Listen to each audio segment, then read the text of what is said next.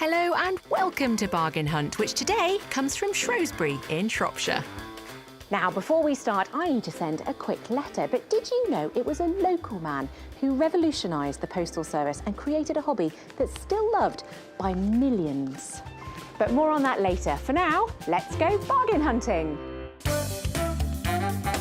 To find something beautiful, I'm going to learn how a local man's ideas sparked a whole new hobby. Born in Kidderminster, Rowland Hill was a teacher.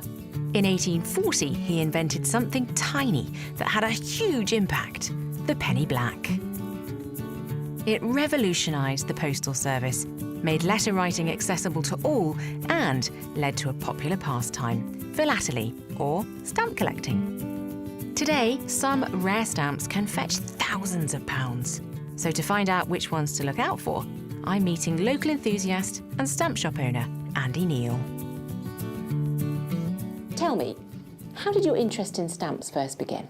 Well, I don't think I was even 2, but I used to toddle to the front door to pick up the mail because I wanted to know whether we were going to get an envelope with the recently deceased King George VI on, or whether it would have our new Queen. So that's quite an early depiction of our Queen, isn't it? I can imagine that sort of little 2-year-old excitement, not knowing which one you were going to get through the door that day. Absolutely, yeah.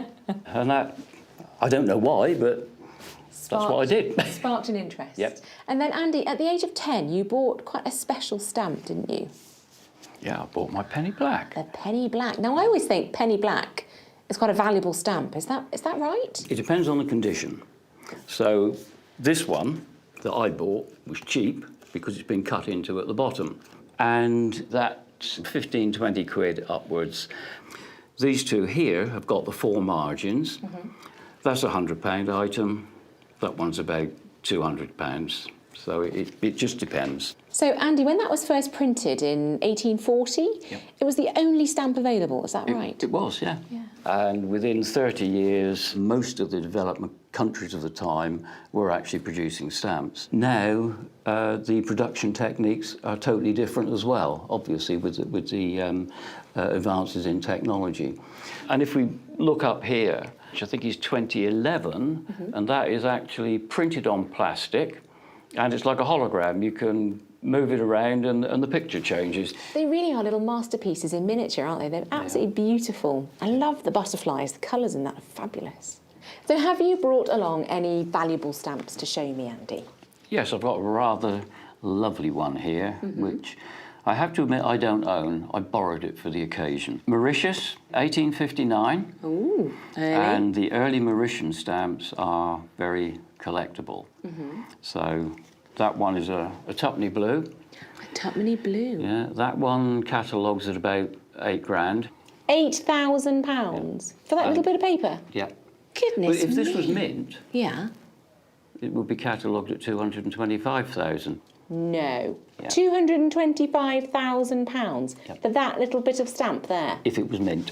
Tell me, Andy, have you ever found a rare stamp? Yeah, I found... I mean, this is a copy. And I found that, which if you look very closely... It's upside down. Yeah. The 3's upside down. Obviously, during the printing process, somebody dropped a sheet of paper, picked it up, put it back in the wrong way, so there are only ever going to be 60 of those in existence in the world. So, yeah, it went to auction. We thought it would probably get a couple of thou. He phoned me after the auction and said, "Are you sitting down? You got £10,000. That is fascinating, Andy. Purely because of human error, that's become valuable. Yeah. Andy, it's been absolutely fascinating seeing just a very small part of your collection, so thank you so much for showing me. Thank you. Now, it's time for me to head off to the auction.